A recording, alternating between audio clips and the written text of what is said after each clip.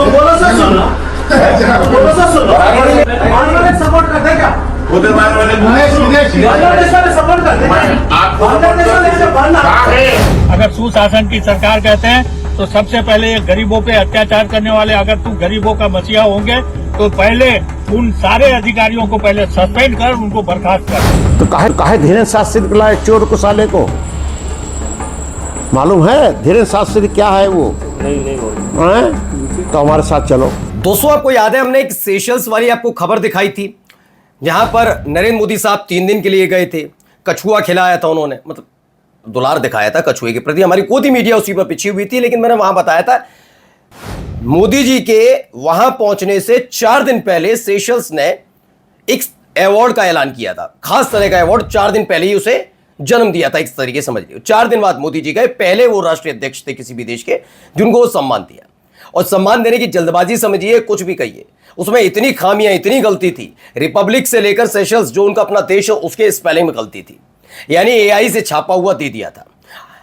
मैं आपसे तब भी कह रहा था कि इस पर विरोध जताना चाहिए, लेकिन गोदी मीडिया जो पीछे हुई है उससे क्या ही उम्मीद की जाए।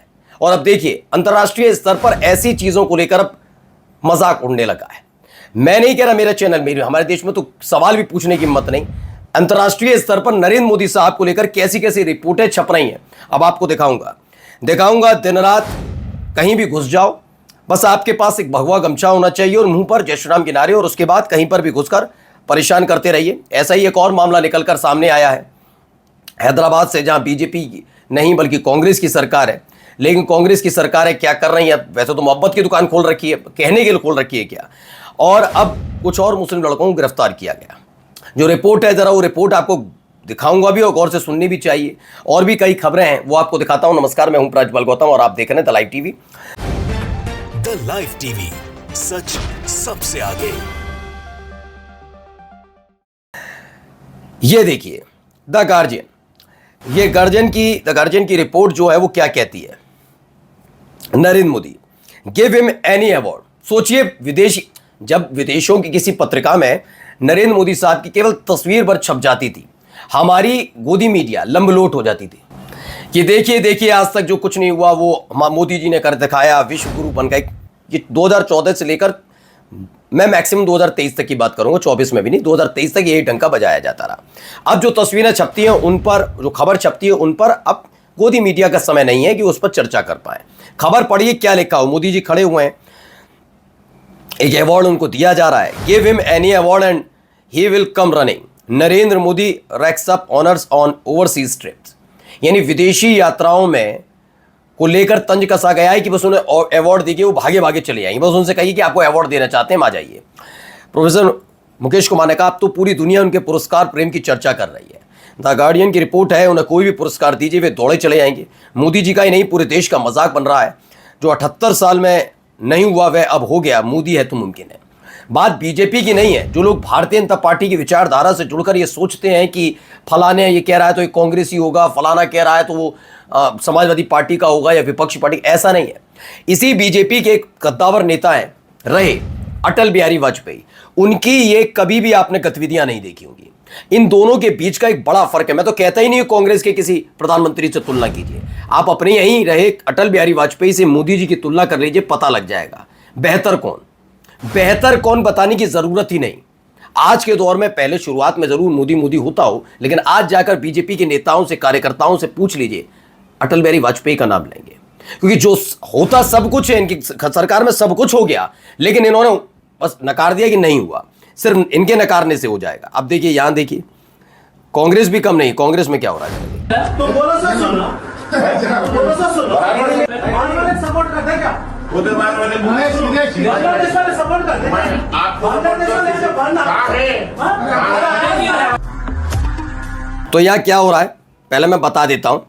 खबर निकल कर आई हैदराबाद बालापुर, बीजेपी प्रभारी हैं अंडाला श्रीरामुलु यादव और उनके साथियों ने नूरिया जूनियर कॉलेज में प्रवेश किया। उन्होंने कॉलेज के कर्मचारियों को परेशान किया और छात्रों से उनकी निजी जानकारी मांगी। उनका आरोप था कि कॉलेज रोहिंग्याओं को प्रवेश दे रहा है, एडमिशन दे रहा है। इस बीच कॉलेज प्रबंधन ने उनके खिलाफ पुलिस में शिकायत दर्ज कराई है। कांग्रेस की सरकार चुप है, ये मोहब्बत की दुकान चल रही है। यही पूछा जा रहा है। देखिए, शाद रोमान भी कहते हैं कांग्रेस शासित तेलंगाना में मुसलमान शिक्षक को भाजपा नेता द्वारा उर्दू पढ़ने पर पीट दिया गया। फिर उर्दू के विरोध में सड़क पर विशाल प्रदर्शन हो रहा है। अब कॉलेज में मुसलमान बच्चों को रोहिंग्या बताकर उनके एडमिशन का विरोध हो रहा है। क्या फायदा कांग्रेस को सत्ता में लाने का जो दहशतगर्दों को रोक ना सकें? ये शाद रोमान का कहना है। मेरा कहना है, मैं दहशतगर्द तो नहीं कहूंगा, मैं उत्पाती जरूर कहूंगा। ये उन्मादी और उत्पाती किस्म के लोग हैं। बीजेपी शासित राज्य में जब ये होता है तो कह दिया जाए, हम भी कहते हैं ये सत्ता का संरक्षण प्राप्त है। लेकिन जब कांग्रेस शासित राज्य में, क्योंकि संजौली मस्जिद तो कभी भूलेंगे नहीं, भूलना भी नहीं चाहिए। बड़ी बड़ी बातें, ये उस दौर की बातें इसलिए भूलने वाली बात नहीं, क्योंकि उसी दौर में बार बार जब मिलते थे राहुल गांधी, कहीं आते थे, मोहब्बत की दुकान, मोहब्बत की दुकान, मोहब्बत। और उसी समय हिमाचल प्रदेश में क्या हो रहा था सबको पता है ना। आइए अगला देखिए। ये कुछ लड़के गिरफ्तार किए गए। रंग देखकर, कपड़े देखकर, वेशभूषा देखकर धर्म पहचानने वाले तो पहचान गए होंगे, जी हाँ ये मुसलमान हैं। अब क्या कहा जा रहा है इनके लिए, जरा मैं बताता हूँ। देखिए, बैठाया जा रहा है, जमीन में बिठा रहे थे इन्हें, धक्का देकर जमीन में बिठाता उसे, चश्मे वाला व्यक्ति जो भी है। अब इसमें जो दावा किया जा रहा है, गुजरात की एटीएस ने एक और JEM जैश ए मोहम्मद मॉड्यूल को ध्वस्त कर दिया है। ये सवाल पूछा जा रहा है। अंग्रेजी में है, इसमें क्या है, क्या गुजरात एटीएस ने JEM यानी जैश ए मोहम्मद का एक और मॉड्यूल पकड़ा है। 8 मुस्लिम लड़कों को पकड़ा गया और वही पुरानी पाकिस्तान के हैंडलर्स वाली कहानी दोहराई गई है। ये कहते हैं, मुस्लिम IT सेल का दावा है कि हमने ये कहानी पहले भी देखी है। सिमी मामले में 127 बेगुनाह मुसलमानों को 19 साल तक जेल में रखा गया और बाद में उन्हें बरी कर दिया गया। ये देखा ही है। लेकिन अब आप सोचिए कि 127 बेगुनाह मुसलमानों को जो सिमी मामले में गिरफ्तार किए गए थे, 19 साल तक जेल रहे। ये किसकी कारस्तानी हुई, कब की? मोदी जी तो 12 साल से है ना। क्यों कहा जाए एक पार्टी के बारे में, क्यों कहा जाए हमेशा बीजेपी करती है? नहीं, मुसलमान एक तरीके से एक धर्म विशेष हमेशा से हथकंडा बनता रहा है क्या राजनीति का। आगे देखिए, अक्षरधाम मामले में आरोपियों को भी सुप्रीम कोर्ट से रिहा होने से पहले 11-12 साल जेल में बिताने पड़े थे। ये भी कहानी यूपीए सरकार की है। तो ये होता रहा है, लेकिन कॉन्सेप्ट समझिए, ठीक है ना। अब इधर जरा सुनिए ये क्या कह रहे हैं। सुशासन की सरकार कहते हैं, यही सुशासन की सरकार है। अगर सुशासन की सरकार कहते हैं तो सबसे पहले ये गरीबों पे अत्याचार करने वाले, अगर तू गरीबों का मसीहा होंगे तो पहले उन सारे अधिकारियों को पहले सस्पेंड कर, उनको बर्खास्त कर, तब ले दे के यहाँ के गांव के लोगों का राहत मिलेगा। तो बुजुर्ग नाराज हैं क्यों? ये छत्तीसगढ़ में बीजेपी से 3 बार के विधायक रहे देवजी भाई पटेल हैं, बीजेपी के विधायक हैं।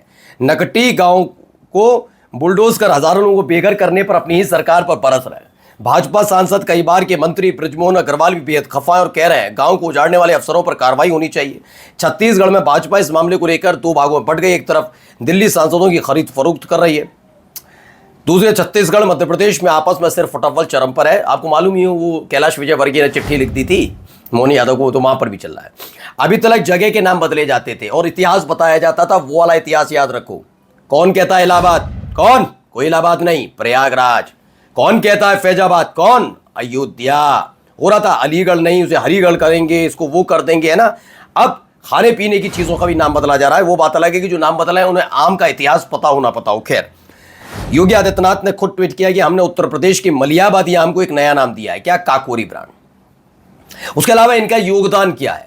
सवाल यह है कि आम के इस व्यापार के लिए, उसके काम के लिए कितना बड़ा सब्सिडी क्या क्या कर रहे हैं वो नहीं पता, बस नाम बदलना जानते हैं, ठीक है ना। और जाते आते जरा सुनिए क्या कह रहे हैं विनय कटियार, क्या कह रहे हैं जरा सुनिए। कहा धीरेन्द्र शास्त्री को लाए चोर को साले को। पंडित धीरेन्द्र शास्त्री कहते हैं कि अगर हम पर्ची खोलेंगे तो कई नाम बेनकाब हो जाएगा। हो धीरेन्द्र शास्त्री, हमारी जरा बात कराओ, फिर हम बतावें। अभी खोलो जल्दी। धीरेन्द्र शास्त्री, अरे यार धीरेन्द्र शास्त्री को तुमने नाम दे दिया तो काहे धीरेन्द्र शास्त्री को लाए चोर को साले को। मालूम है धीरेन्द्र शास्त्री क्या है वो? नहीं बोल। तो हमारे साथ चलो यहाँ से दिल्ली तक